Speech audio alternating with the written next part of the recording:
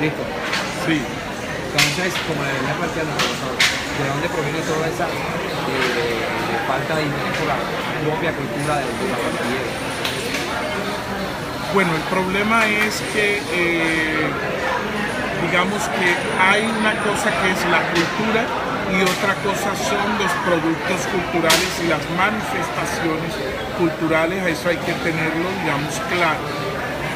Toda sociedad tiene cultura y eso no se acaba.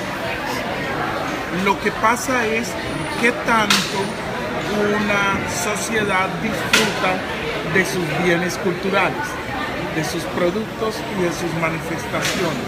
Ahí es donde nosotros, digamos, entramos a hacer una intervención en materia, digamos, de entender, de tratar de entender por lo menos el fenómeno. Barranquilla es una ciudad que brinda muy pocas oportunidades en materia de arte y cultura, sistematizados, digamos, estacionarios, salvo espacios como el Carnaval de Barranquilla, indudablemente, y exposiciones que se hacen de vez en cuando. Sin embargo, esas exposiciones no llevan a la gente que deberían llevar en su totalidad, sino que llevan a personas que ya tienen, digamos, a un pequeño público que deambula por ahí, incluyendo a los mismos creadores.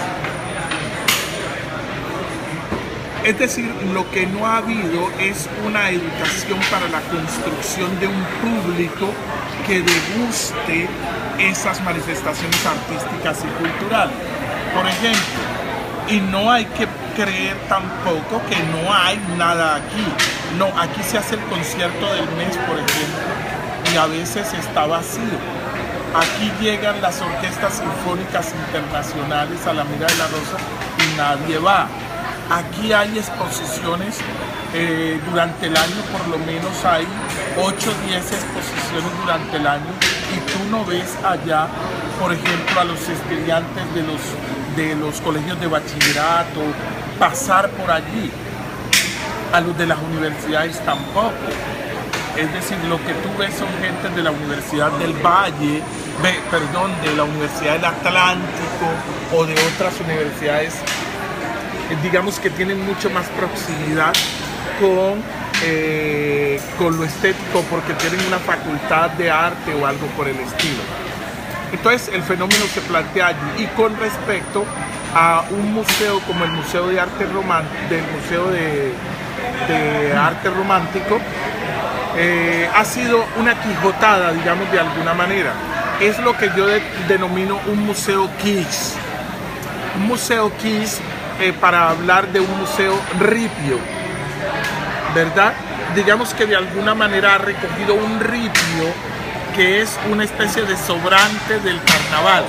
En este caso, ha recogido los vestuarios de las reinas del carnaval de Barranquilla y las ha ubicado en un lugar determinado. A mí me parece muy importante porque de todas maneras es poder visualizar la historia íntima de la ciudad. Está allí consignada, aparte de algunas cosas como algunos recuerdos, libros, cosas importantes que tienen que ver con el grupo de Barranquilla, por ejemplo, pero lo dominante son, digamos, la historia de las reinas del carnaval de Barranquilla, y eso, por más kitsch que sea, digamos, brinda la oportunidad de tener una mirada otra sobre la ciudad. Es un poco, digamos, lo que podría darse. Ahora, de allí en adelante, lo que tendríamos que preguntarnos es hasta dónde tenemos la posibilidad y tenemos los instrumentos, los medios económicos y un Estado con una política pública que se plantee la construcción de público para degustar la cultura. Entre otras cosas, porque cuando tú tienes un público formado para la cultura, para degustar las manifestaciones y productos culturales, ese público mismo exige a las administraciones estatales construir una política pública para que eso realmente se desarrolle, se afiance, ¿no? Y redunde en beneficio de un nuevo imaginario estético de la ciudad.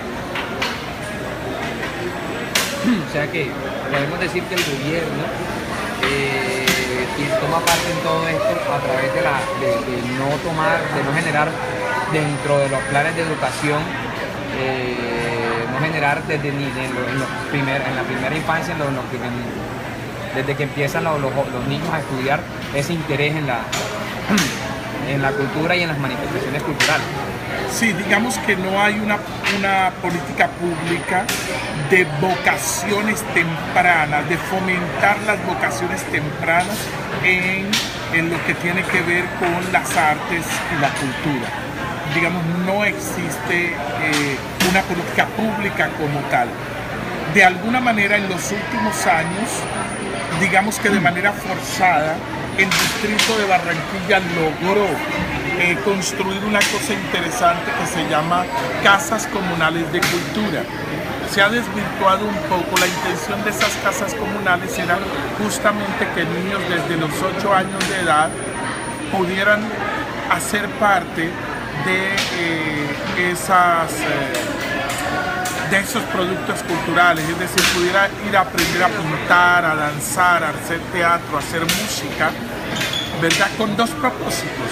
Uno, el de poder explotar su sensibilidad y descubrir, más que explotar, descubrir su sensibilidad.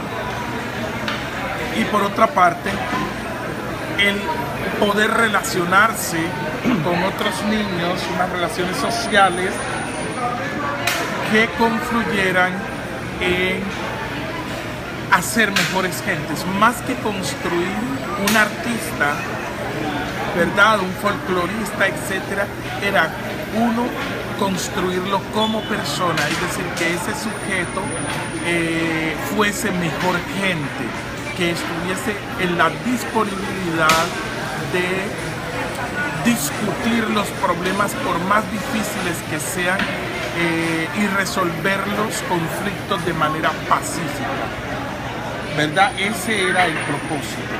Y por otro lado, se creó una escuela distrital de arte y esa escuela distrital de arte tenía digamos, el propósito de recibir los talentos que venían de esas casas comunales de cultura, ¿verdad? Y repotenciarles en una especie de construcción técnica, ¿no? Es decir, de dotarlos técnicamente de los productos artísticos y posteriormente que de allí pudiera hacer tránsito a Bellas Artes.